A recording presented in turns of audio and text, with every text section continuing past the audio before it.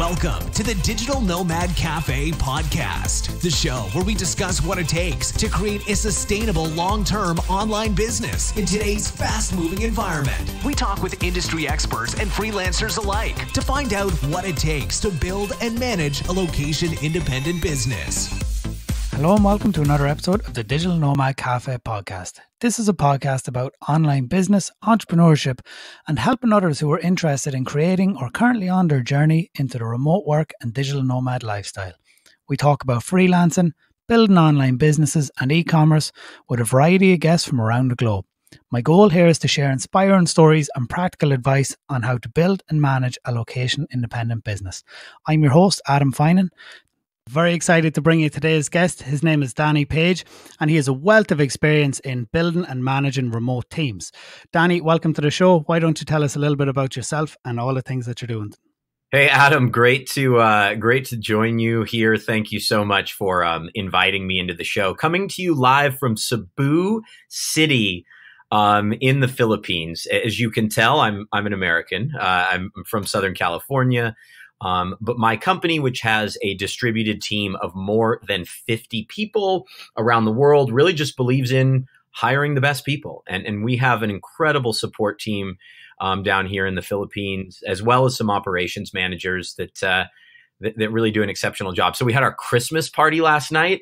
Unfortunately for everyone and those in the surrounding area, I had to sing, which was pretty terrible. I really feel bad for all parties involved. But just to talk about Study Soup, we have a marketplace for university students in the US and Canada to sell notes and study guides to their classmates. We went through the 500 Startups Accelerator in San Francisco, very typical sort of tech route to go in that regard. But we are certainly an atypical team. We're fully distributed. I live about 8 months of the year in Europe. I know we're going to talk about that a little bit later, but it's just an absolute pleasure to be connecting with you here, Adam, on the show. I listened to a few episodes and certainly grabbed a couple LinkedIn connections from there and a lot of valuable information. So I'm excited to be on the other end of the mic headphone relationship. No. Thank you for coming on. Like you have a wealth of experience, and like you said, you're over in the Philippines. You're visiting your team, and I think this is so crucial for a business that does manage remote employees. As somebody who works remote as well, that it's important to have those times where your team come together, where you can, all join together and align on your mission, and then you head off, and everybody they're aligned with the brand and the business and what your goals are moving forward. So, how important do you feel that is when you're working with your remote employees, when you can get together? Yeah, it's just a price you pay, right? A company's going to save on overhead in general, and also in terms of salary. Like you will save on operating expenses if you have a fully distributed operation. You won't have to pay for an office. You won't have to pay for parking. You won't have to pay for utilities. You can start to hire people. If we hire a developer, which we haven't done this specifically, but if a company hires a developer in San Francisco or hires a developer equally skilled in Des Moines, chances are they're going to pay the developer in Des Moines a lot less. So you have to understand, though, that there is a greater expense involved in getting remote teams together. Kind of the benchmark is 1 year you get everybody together, and we try and do that with our support team down here specifically. And I think that's important for a company within reason to get together once a year. One of the things, though, Adam, that is really important too, that I don't think is done as much, is just ad hoc meetups, putting together the budget for, me to go fly and hang out with the COO in Austin, Texas when I was in California, where he's frequently based, or, just pulling small clusters of the domestic team together or of the international team together whenever it's financially possible. It doesn't have to be this like big team meetup with like trust falls and all of that or anything. Like just get everybody together for a couple days and really allow them to bond in that way. No, that's cool. So with the backstory to this, so like you said you went through to San Francisco, you went through the 500 startups in San Fran.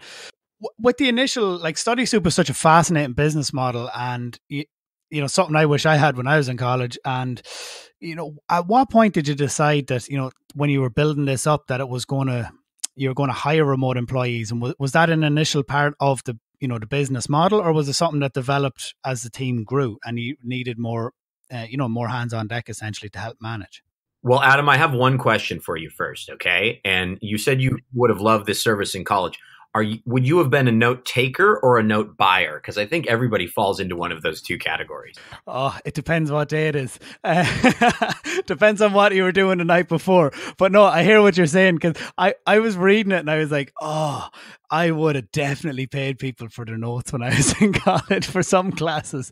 Things like, I hated law. I used to do like the hospitality law and travel law as part of my just boring and painstaking. It's like, can I not just buy the notes off somebody? And the lecturers would be like, if you don't come to class, you're not getting the notes. Like Absolutely. Well, I mean, the value proposition for students in the US is pretty powerful to join as elite note takers. You can make up to $500 a semester uploading your notes. So while you and I probably would have been buyers, there are a lot of note takers, tens of thousands a year, that join our platform and make money instead of basically making sure that students like ourselves who, perhaps needed a little help after what we did the night before, capitalizing on that. And it really works both ways. We help students that deserve to be earning for the time they're spending studying. And then we help students that need help with the study materials themselves. So back to your question, I did not found the company. I'm senior head of operations. I joined about a year in, and I think at first it was just a financial decision. It was, we have an idea of how this company can grow, the type of revenue we can generate, and let's just have at first everyone work where they want to work. And by the time I came on, within about 6 months of my time there, it was very clear to everyone that, yes, we liked working with each other so much. We liked spending time together when possible. But if we were all in an office every day, day after day, we would probably kill one another. We are the type of people that work really well in our separate corners, come together, collaborate, short, purposeful meetings, and then go out and execute. And, things really came together in an organic way. We built a support team about over 3 years ago now down here, because college students, they need to be reminded of things from time to time. We built a support team down here in the Philippines, and we just saw this team creating such incredible results for us, so accountable, so committed to the business, that now we have operations managers, marketing managers around the world, including right here. And that did happen really organically as well. But, here we are. We've got about 50 people in the team around the world. Oh, that's awesome. In episode 2, I spoke with Jonathan, who also has offices in India, Philippines, and Miami, I believe. So, he has a distributed team as well. And, one of the interesting things was, he was saying when he was going into these markets, that the first person that he hired was the project managers. He's like, we can't be on the, day-to-day micromanaging at the the technician level, the implementation level. So they had to hire managers first. So when you were going, when you decided you were going to, hire these Filipino staff and you were going to build operations over in the Philippines, did you use like a company, or, did you work with somebody to help you get set up? And did you build an office, or did you just build a remote, like a remote scenario where everybody can work from home? Can you speak to, I suppose, how you approached moving into the Philippines, if you get what I mean? Yeah. I mean, I wasn't involved with that necessarily when I arrived at the company. A lot of it had already been done. And, I don't want to get too far into the specifics, because frankly, I don't even know exactly how it worked. But here's what I will say, is that whether you want to, create a software house in the Ukraine and have that service your company in North America or in Western Europe, the British Isles, or a support team in the Philippines, or an operations team in India, you really need a person that acts as sort of like a fulcrum, right? Like, they are a recruiter, they are a wizard with budgets, and they can help you spin up and structure your operation, and also teach the company that is building this outsourced operation how to manage expectations, what the customs are in terms of communication and those expectations. One of the things I'm really emphasizing with my team now is, especially the department heads, is, hey, I really want you to build the work schedule where you will be most effective. And culturally, in a place like the Philippines, that's just not normal, right? Like it is.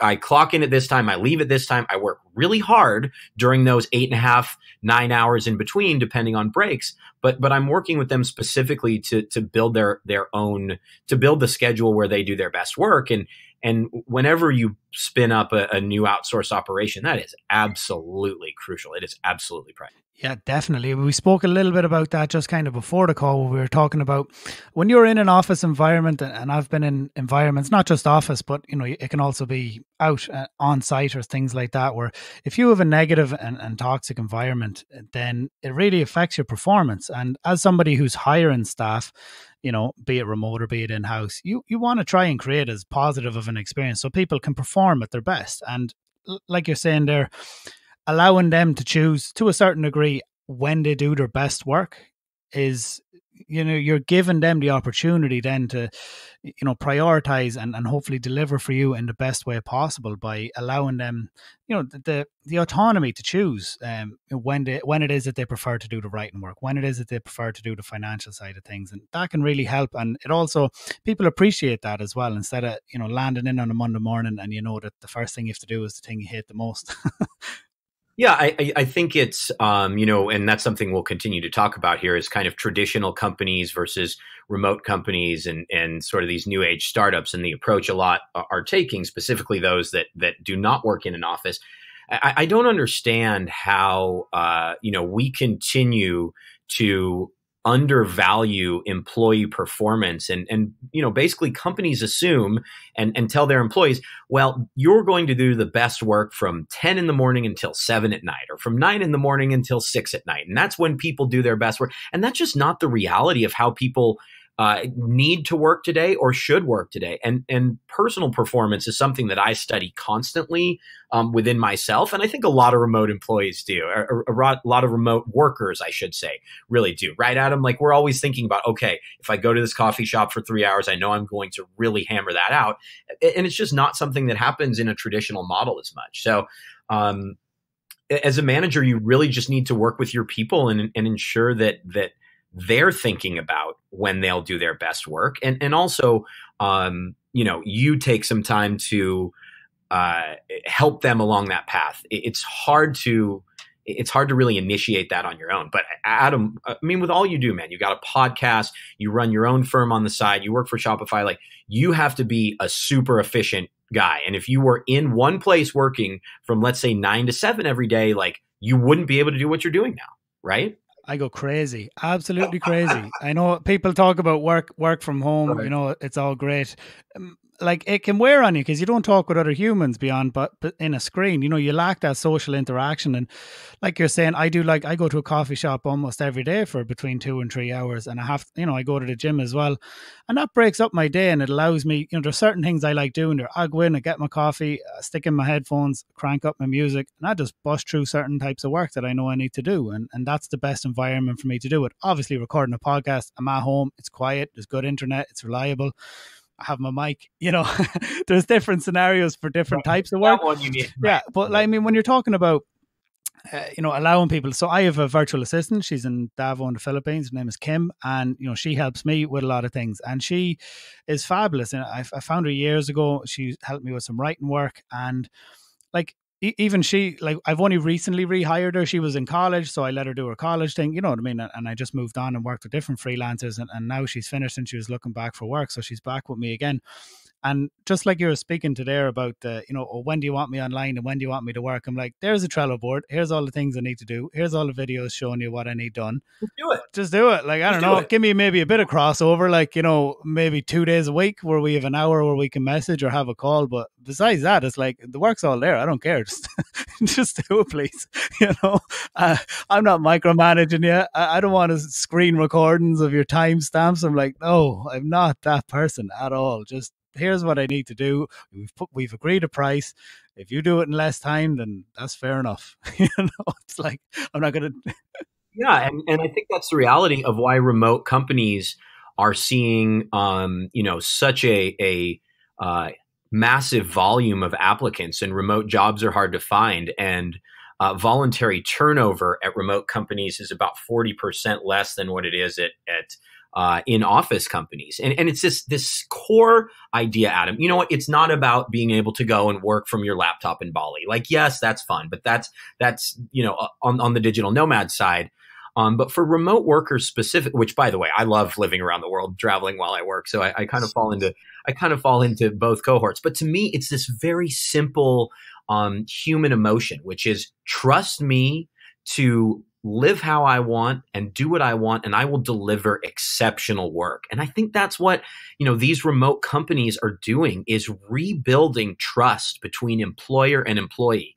And why not? I mean, if you're paying someone $200,000 a year, you're not going to trust them to get done what they, to get done what they're supposed to do. And, I think that's the most exciting thing that about remote work, is that trust. It's definitely a shift in mentality and a shift in perspective. There are a lot of companies now that are doing, allowing employees to work remote. Like, I work with Shopify, and we've a large number of remote employees. I don't know what the percentage is of the company, but I'd say it's probably, 40% ish, that are remote. And like you're saying, it's the trust thing, it's like you're an adult. They trust you. Dress like you want, just work. Well, when you want, within reason, if you know what I mean. Like, obviously you're hired in specific time zones for a specific reason. So it's not like, I work at nighttime and ignore my merchants during the day. That's not how it works. But, these are things that were agreed. With elements of flexibility within it.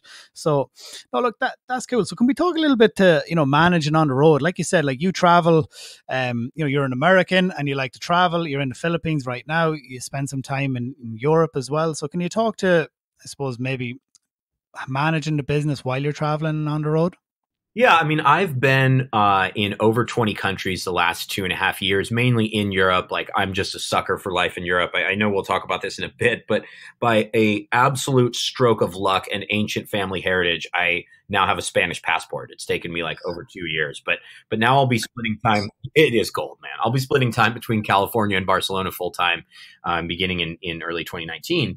But I think the most important thing about managing on the road is building a routine that you take with you everywhere you go. And this routine is always, in the works. I'm always constantly improving the way that I wake up, the way I start my day, and what I really do for the next few hours. To me, the way you spend the first 10 minutes is so important in your day. The way you spend the next 30 minutes and then the next 2 hours is really, really crucial in your day. So, I have a quick routine I run through in about the first 20 minutes of the day to get, motivated, focused, ready to go. And then I knock out the most difficult tasks I have to do every day in the first 2 hours.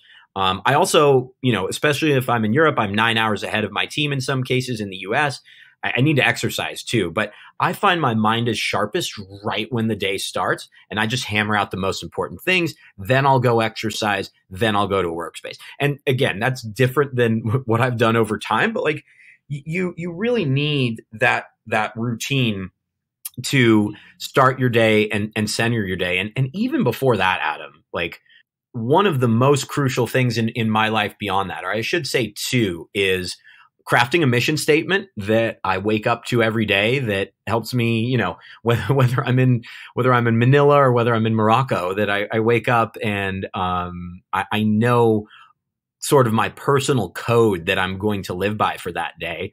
And the next component is understanding my vision and why I like traveling like this and what I want to do with my life and where I want to go. You combine those two and play them out over a positive morning routine, and the time zones don't matter as much. Now, when you travel city to city to city every few days, like I am now, down here in the Philippines, it drags on you. Like, I haven't exercised in a week. I feel awful. My sleeping schedule isn't great because I'm working overnight to sync with US time. But to me, if you are in places for a month at a time, 2 months at a time, a week at a time, develop your mission statement, know what your life's all about, create that vision for what you want to do, and then craft a 2 or 3 hour morning process around, those pieces that lead to your general mentality. Oh, absolutely. Routine is so important. It definitely is. And it helps. And it's around creating consistency. At the end of the day, that's what it is. Your routine creates consistency, which then allows you to consistently perform and do your work. Fast travel definitely throws it off. Like, absolutely. There's no way. There's no ways around it. And especially if you're doing things like maybe there's some parties, you're talking about Christmas parties maybe and things like, so like, I don't know, if I drink and then the next day I'm just not very good. You're not at your best. It's not like you say, you wake up, you went to the gym, you had a coffee, you sit down, you're just busting out your work. The morning after parties and your lack of sleep, you can be a little bit all over the place, and you're definitely not in the right mind frame. So, as when you're traveling around, so what tools can you see? What tools would you use on a day-to-day basis to help you maintain and manage all of this? Well, I think that the most important tools are ones that I've built for myself, right? Like, as I said, I kind of go through that morning process and set my standards for the day. So, I create a new document every morning, or I make a copy of the document the day before, and I lay out my 6 principles and like the little piece I'm going to accomplish today for each of those things. So that's a system I've built myself, a tool I've created myself that helps me sort of center and focus my day. Now, if we're talking about physical tools, obviously I'm a sucker for the world of Mac. I have a global SIM card, which helps. But to deviate a little bit here, Adam, away from sort of like the techie tools, you have to understand what is going to make you happy and what is going to make you feel comfortable. And when you're in another country, when life really, really gets hard, what it is you need. Because listen, this year in Croatia, for very minor issues, I had to go to the hospital twice, and it was not fun. The Croatian medical system is actually incredible and super cheap compared to the US, obviously. I mean, we're talking 5% to deal with a couple of these very minor issues. But afterward, you're just like defeated. You're just done, So one of my tools, and this is going to sound very American, one thing I told you is I used to be a sportscaster, a television sportscaster before moving into startups.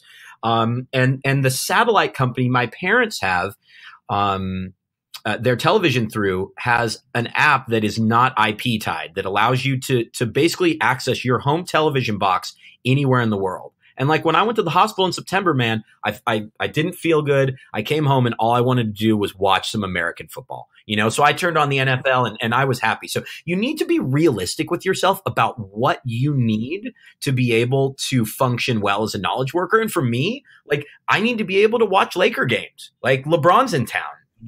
This is something that's really important to me. And okay, if I'm in Spain and Barcelona, I'm the only guy watching Laker games on a DVR. That might be very American and sort of digitally gluttonous of me. But the reality is that I know that's what I need to feel comfortable.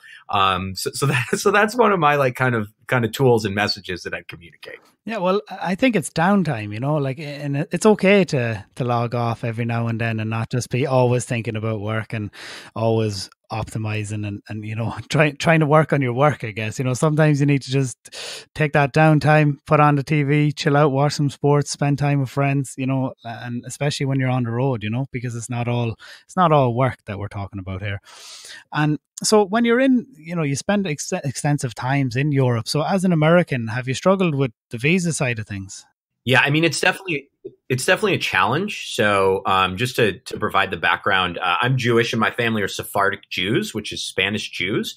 And about 3 years ago, the Spanish government passed a law that said if your family, you ready for this? If your family was expelled during the Inquisition, you can reclaim your Spanish citizenship. Oh my.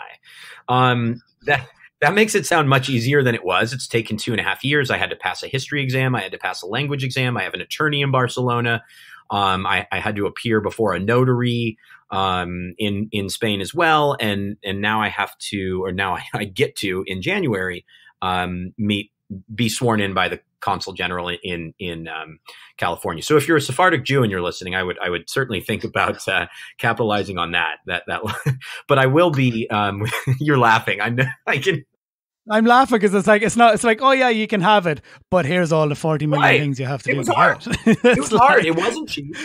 It wasn't cheap. Luckily, I had the most like amazing and patient attorney in Barcelona, Christian Balcells, and they took good care of me despite my like American need for detail. But until that unfolded, a lot of digital nomads, specifically from the US, start out wanting to go to Europe for a long period of time. And they have no idea what the Schengen area is, right? Like, Adam, you know what the Schengen area is. But like American digital nomads have no idea what the Schengen area is, which is basically most of the countries you would think of going in Western Europe. You can stay there 90 out of 180 days combined, but no longer. And I wanted to go to Europe for 6, 7, 8 months. I told you, I'm just a sucker for Europe. I love life in Europe. I love walking everywhere, not driving a car, cafes, the later lifestyle. Like, I just dig it. So that's why over the past 2.5 years, I've spent a lot of time in Croatia, because Croatia is outside the Schengen area. You can spend 3 out of 6 months in Croatia. I've also spent time in Bosnia and Montenegro and Romania, England as well. I was in England for 2 months this past summer. So it is a really, really fascinating, and it's created an environment where, yeah, I'm not just living in like Barcelona, Berlin, and Amsterdam or something like that. It's creating an opportunity. It's creating an opportunity to live in these really. I'm just laughing because those are the key areas, like you're saying. You're going a little bit off the beaten track, a little bit outside where people typically are congregating, I guess, And those make some of the most amazing experiences. So one thing I would recommend is there are a lot of really interesting visa programs in Spain specifically. Like if you're a digital nomad, you can spend about 2,000 euros a year on a student visa, and then you just don't go to class. There's also a non-lucrative visa where if you have like $30,000 or 30,000 euros in an investment account or anything, which, sometimes we are given things from parents and grandparents, then you can just live in Spain and that's that. So the non-lucrative visa is another one that's super popular along with the student visa. It shows you have the funds and the ability to support yourself while you're there, and you won't be a drain on the economy. And that's why they allow it, especially since the recession where Spain was hit pretty hard. But it's climbing back. The economy is booming again. Everything is back to as it was in Spain. I feel like everything's in full swing again. Yeah, and Barcelona is now. I mean, when I first came to Barcelona about 2.5 years ago, not for the first time, but for the first time during an extended period as a digital nomad, it was maybe 7 to 10 in terms of locations for European startups. And now it's basically third, just behind London and Berlin, sort of battling it out with Paris for the third spot in Europe, because companies are recognizing, wait, I can start this company with better weather, lower average wages for knowledge workers. Why not head south? So it's a migration we're seeing within the EU. Absolutely. And have you ever used any travel companies or anything when you're traveling to help, like you mentioned there, visa programs and things like that? Did you ever work with some of these digital nomad travel companies I know have come up?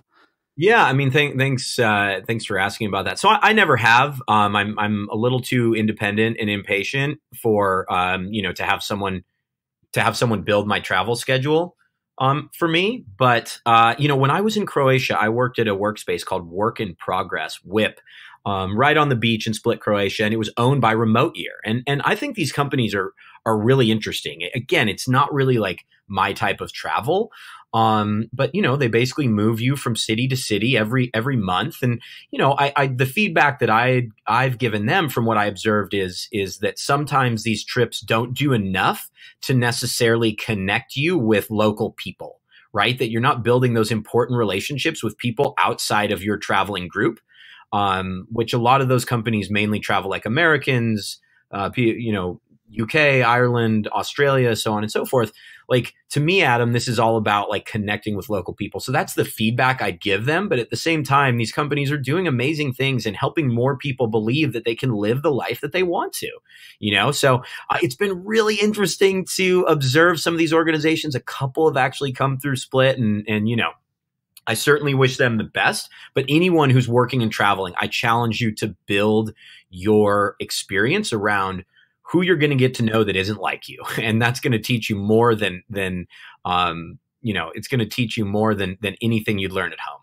Absolutely. So I one of the most recent podcast episodes, I interviewed Laura from La Casita de Laura, and she's in Gran Canaria and she teaches Spanish. And a big part of what they do is exactly that, where they, people move there for a month, 2 months, and they integrate with the local community. So like you have that experience where you integrate with you're going to the markets, you're going to evenings, and you have dinners, and there's all sorts of events that happen, but it's all with the local Spanish people, and it is geared at digital nomads as well. So it's quite it's like you're saying, there's two different scenarios, but this is the evolution, I guess, of this whole, like, I mean, I don't know what you would call it, a movement or something, where it's basically just like the ability to work remote and the ability to travel as you work. And like, there's companies now that offer experiences, like you're talking about in Croatia, where you might do 4 weeks in one place, 4 weeks in another place, and it's geared towards keeping in mind that people who are traveling want to have different experiences, but also that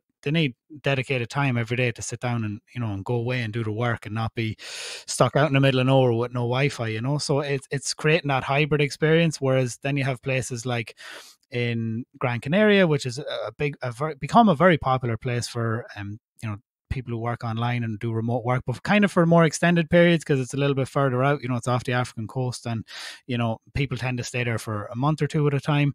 But they have a real integrate with the locals / work online scenario going on. Even the co-working spaces, there's a lot of local companies who work in there, so you'll actually be networking with them within the co-working spaces. So I just think it's really cool that, like, these are two different types of the same thing in a way, what I mean, that it's just creating experiences that allow people to travel and to work as they do so.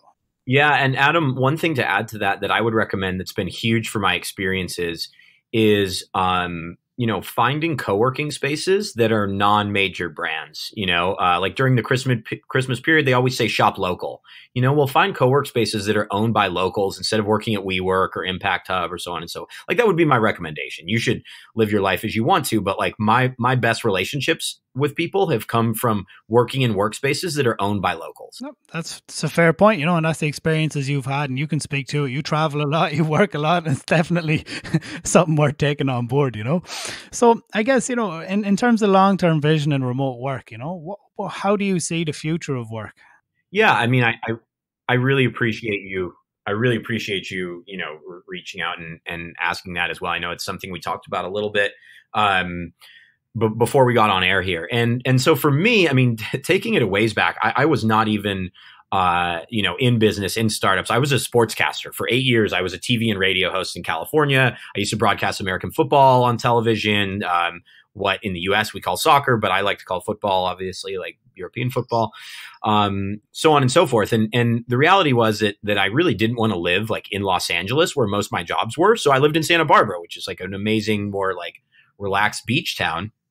And I would work remotely, writing my scripts on our production show calls, and then go down and host shows. So I've really been working remotely for 10 years plus. And at that time, it was more about convenience above all else. But now, being able to travel the world this way and being able to connect with the people I have, I really see that remote work can be a major unifying factor worldwide. And I think most people listening to your podcast probably do not harbor too many nationalistic points of view. We all believe in a more globalized society. Like, if you're interested in being a digital nomad, you probably believe, in a globalized society. And I certainly, I certainly do. The people that I have connected with, the things that they have taught me, it's absolutely, completely changed my life. Whether it's the friends I made in the co-work space in Japan, right? Whether it was going to spend a week with a good friend and his family in Guadalajara, whether it was all the experiences in Europe, obviously, and the amazing network that I've built there. I really think that remote work and the digital nomad lifestyle can create that more unified planet. And people will be able to experience cultures. Let me take a step back and say what it really comes down to is a core human emotion, I think, that's underappreciated these days, which is empathy. We don't feel enough empathy. We want to tell our story. We don't want to hear anyone else's story. But really empathizing and understanding how those live around the world, and utilizing that to understand how good you have it, how great your life is, be a happier person every day, and then also utilizing that to build more constructive relationships, to create, multinational, we'll call it, startups. Maybe there's someone you meet in a workspace in Krakow, Poland, which is one of my favorite nomad stops. And you guys come up with a product to work on together or a project to work on together. I mean, to me, that is the direction we are headed. And that is what is so powerful about this lifestyle. Yeah, it's having multiple bit different businesses and people under one roof. When you're having those experiences and you're working at co-working places, you meet so many cool and interesting people. You really do. And even that's what this podcast has been.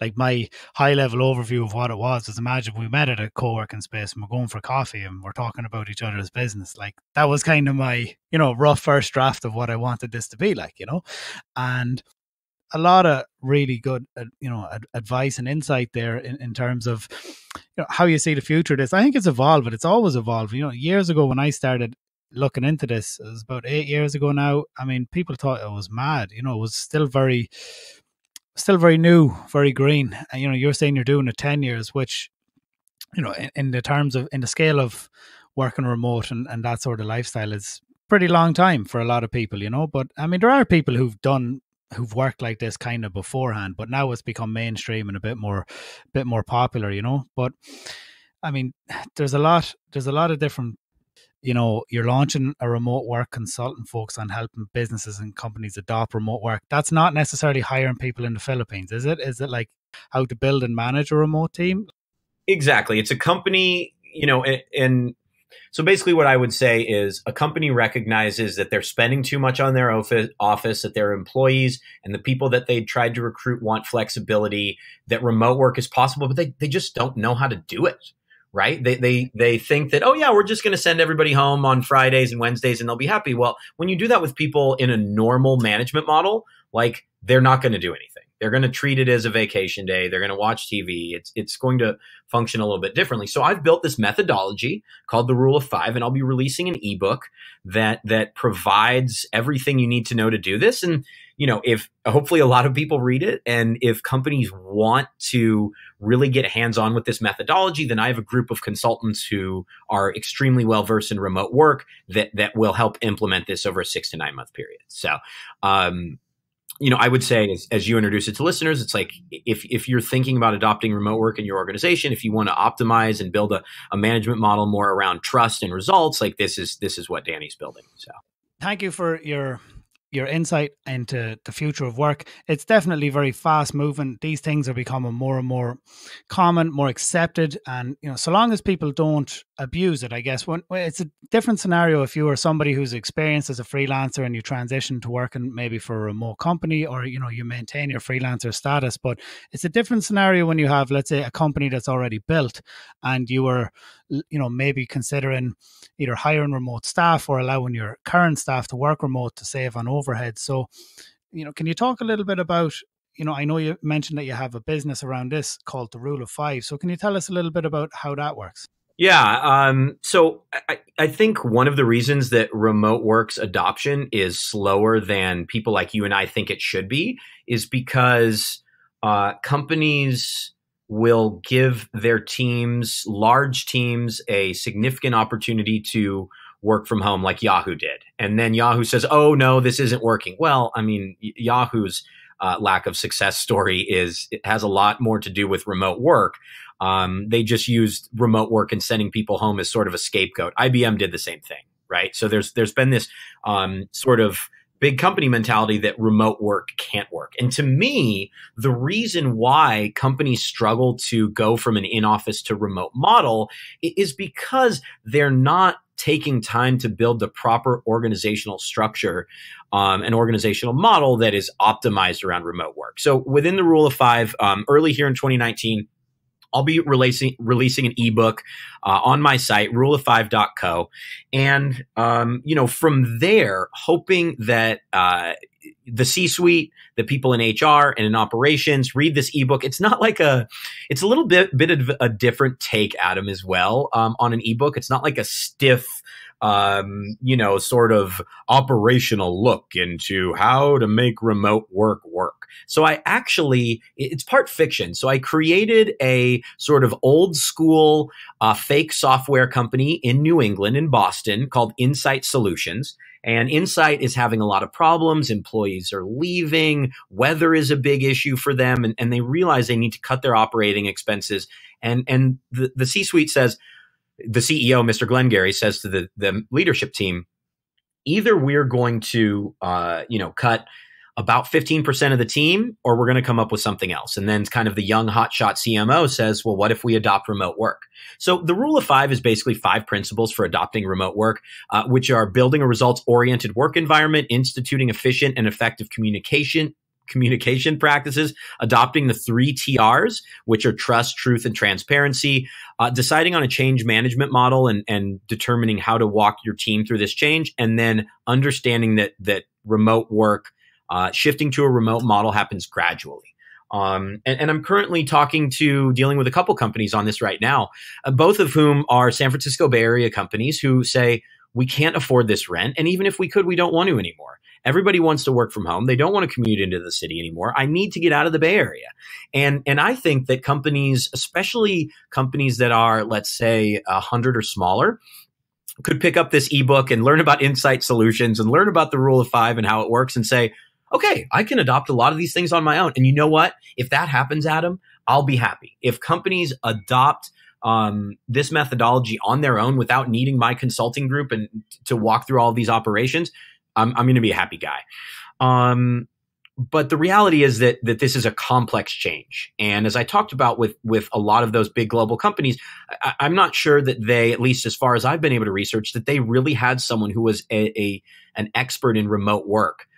They had clearly brilliant minds in operations helping shift to these models, but someone that really knew and understood remote work. Well, Rule of 5 has a team of people that do that. And, I think we're really well positioned to help companies adopt a remote model, especially those in metropolitan areas in the US, because we feel your pain. We understand it. This is why we work remotely. It's because we know that we can get more out of our employees, open up that global talent base, improve productivity, and not spend money on an office. And that's kind of the first stage too, is building the business case. And that's the first thing that we like to do is talk to a company and say, okay, we're going to show you how you're going to save on overhead, how your recruitment should look, what retention is going to look like, and what the total savings would be in the end. So, I'm really excited about this. Obviously, Study Soup is at the core, just like Shopify is for you, is at the core of what I do. But I basically spend my time, free time on the weekends, nerding out on remote work and working on various remote work tactics and helping companies adopt this model, whether it's 100%, whether it's full-time or just part-time. Yeah, absolutely. It's a fascinating project to get involved in and something that I see so much potential for. There's so much potential for that, helping these businesses. I know even in my town, and I know I live in Ireland, so clearly not metropolitan USA, where I'm sure rents are extortionate, but even where we are, it's the same thing. Like, rent is mental. You know what I mean? You want to rent offices, it's huge. And it's so much money tied up on, like, I'm not going to say nothing because it is important to have an office, but it's like important. It could be put towards other things to help move the business forward.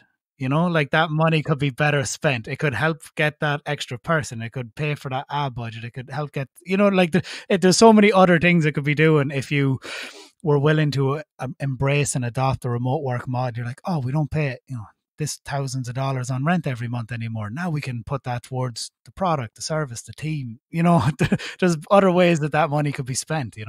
And that's just it, Adam. But I think that a lot of companies don't necessarily understand, exactly the vision that we see. Like, we see exceptional productivity, right? We see the global workforce that we can work with. We see an environment where our employers trust us and we trust the people that we manage as well. But a CEO, Mr. Glengarry at Insight Solutions in New England, for example, old school software company, like he doesn't see that vision. He doesn't see that the benefits outside of just lower operating expenses. So, I think that's what we can do is we can help you build a vision for what your organization's going to look like when you trust our organization and say, hey, yeah, let's do this. Let's shift to a remote model. And again, if every company in the world can have remote options without needing my help, that's fine. Go for it. I just want to see people, as we talked about right when you and I first chatted, I want to see the hundreds of millions of knowledge workers be in control of their lives and have the opportunity to work how they want, when they want. And I think companies will be paid back many times over if they start to adopt that mentality.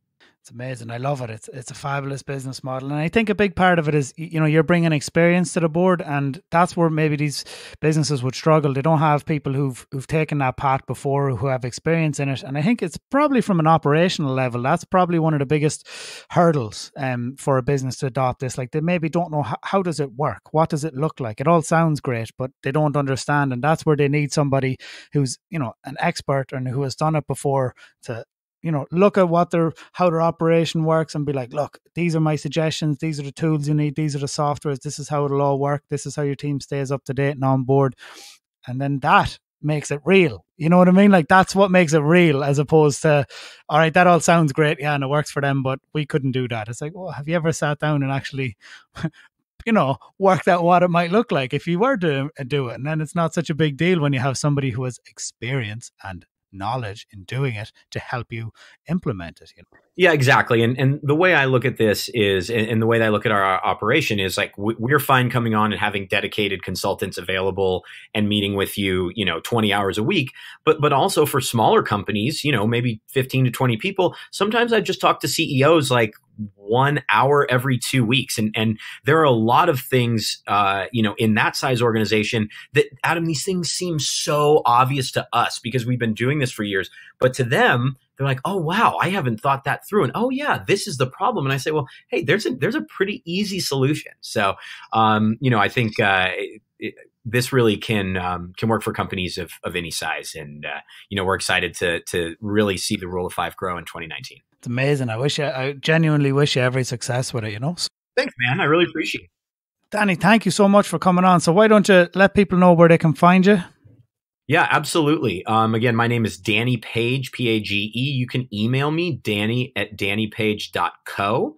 Also on that site, dannypage.co is my LinkedIn page. Feel free to add me on LinkedIn. Rule5.co is the company website.